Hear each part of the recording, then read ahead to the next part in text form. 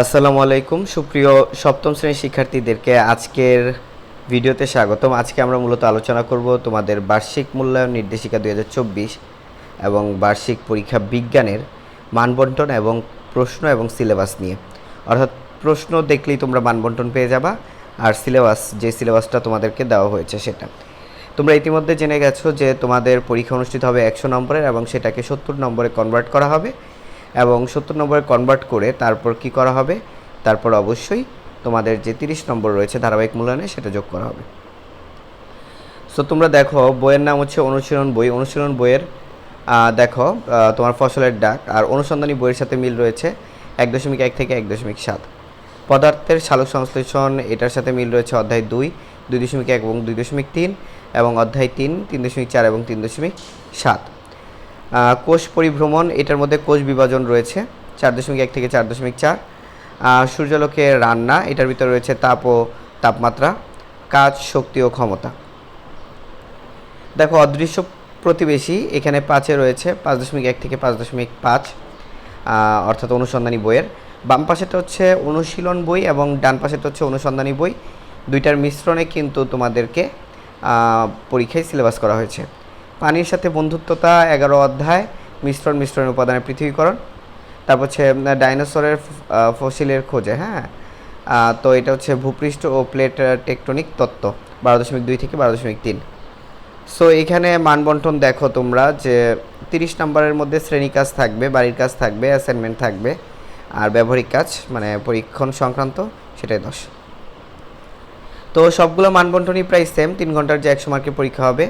বহু নির্বাচন থাকবে 15টা, এক কথায় প্রশ্ন থাকবে 20টা, 10টা, টোটাল 25 নম্বর। এখানে সংক্ষিপ্ত প্রশ্ন 2 নম্বরে থাকবে হচ্ছে তোমার 10টা, এখানে হচ্ছে 20 নম্বর।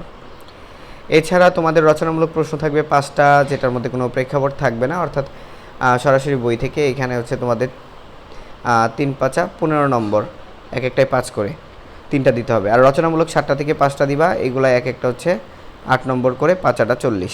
এগুলো হচ্ছে তোমার প্রেক্ষাপট নির্ভর। প্রতিটি প্রশ্নে 2টি অংশ হতে পারে, কক্ষ এরকম হতে পারে, সৃজনশীলের মতো আর কি। সো আমরা এখন তোমাদের একটা নমুনা প্রশ্ন দেখব এবং এই নমুনা প্রশ্নতে বলা হয়েছে, দেখো তোমরা দেখতেই পাচ্ছ যে প্রথমেই নমুনা প্রশ্নে তোমরা কি দেখতে পাচ্ছ বলো তো। প্রথমেই 15টি এমসিকিউ দেখতে পাচ্ছ, তোমরা দেখে যাও। 15টি এমসিকিউ, সপ্তম শ্রেণীর বিজ্ঞান। 15টি এমসিকিউ। আশা করি তোমরা 15টি এমসিকিউ দেখার পরে দেখতে পাচ্ছ 10টি এক কথায় উত্তর, 10 নম্বর। আর তোমরা দেখতে পাচ্ছ খতে সংক্ষিপ্ত প্রশ্ন 10টি, 2 করে।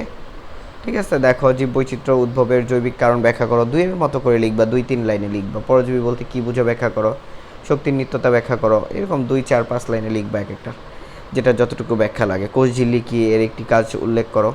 রচনামূলক প্রশ্ন দেখো প্রেক্ষাপটবিহীন। রচনামূলক প্রশ্ন হচ্ছে 2 রকমের, একটায় 5 করে আর একটায় 8 করে।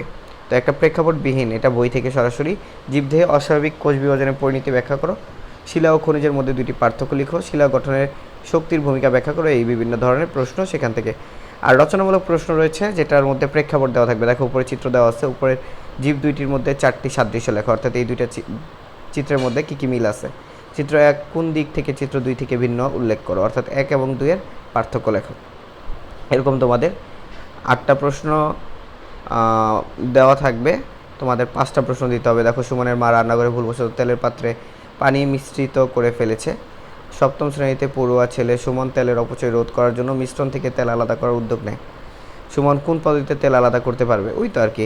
চিত্র অঙ্কন করে সুমনের আলাদাকরণ প্রক্রিয়াটি ব্যাখ্যা করো। একটায় 3, একটায় 5, এরকম করে। তো এই যে দেখো এরকম সৃজনশীলের মতো উদ্দীপক দিয়ে তোমাদের 5-3 করে প্রশ্ন করবে। সো দেখতেই পাচ্ছ যে তোমরা, এবং এখানে কোষ কত সুন্দর করে তোমাদের প্রশ্নটা করা হয়েছে। তো এইভাবে আর কি তোমাদের কোশ্চেনগুলো করা হবে। আশা করি তোমরা প্রশ্নটা দেখতে পেরেছো। এখানে এমসিকিউ এবং সংক্ষিপ্ত প্রশ্নের উত্তর যেটা দেখাইলাম, এবং রচনামূলক প্রশ্নেরও কিন্তু উত্তর এখানে সংকেত দেওয়া আছে। এই ছিল মূলত তোমাদের সপ্তম শ্রেণীর বিজ্ঞানের প্রশ্ন, পাশাপাশি হচ্ছে সিলেবাস, মানবন্টন, যা যা প্রয়োজন তা। আজকের মতো আল্লাহ হাফেজ, সবাই সুস্থ থাকো, ভালো থাকো, রানা স্টেচিয়ামের পাশে থাকো। ইনশাআল্লাহ নেক্সট ভিডিওতে দেখা হবে। আসসালামু আলাইকুম।